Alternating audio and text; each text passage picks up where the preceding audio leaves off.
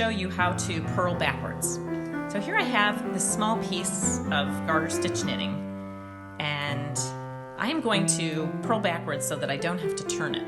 And I'll get to why that is, why I would desire not to turn the work later. So first I'm just gonna knit across the row as usual.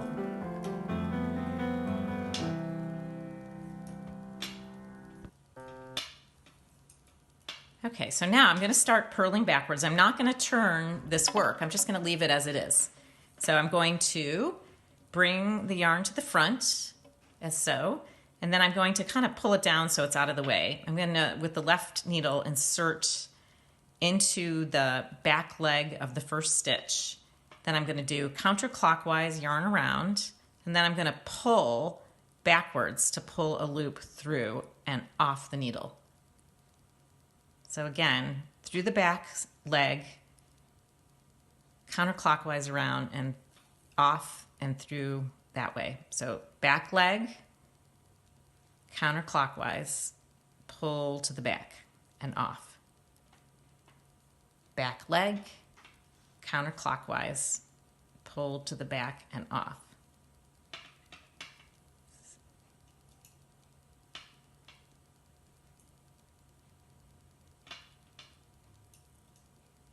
Okay, now we're at the end of that row. So now the reason we're going to knit this next row, this is just a plain row, and see I'm still not turning these needles.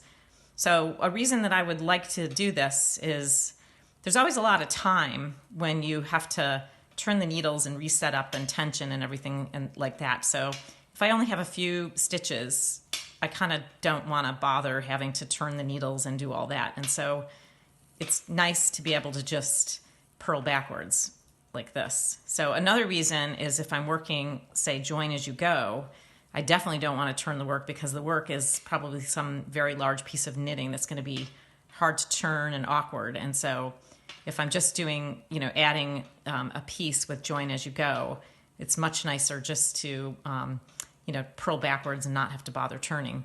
And then another reason is in wrapping and turning. If I'm working wrapping and turning, which I'll show you in a second, it's very handy because I often get lost when I'm turning the work, like where exactly am I?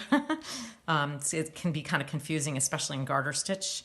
So let's say that I was working some wrap and turn where I'm gonna knit to the second to last stitch and then I'm gonna wrap the next stitch. So here I am.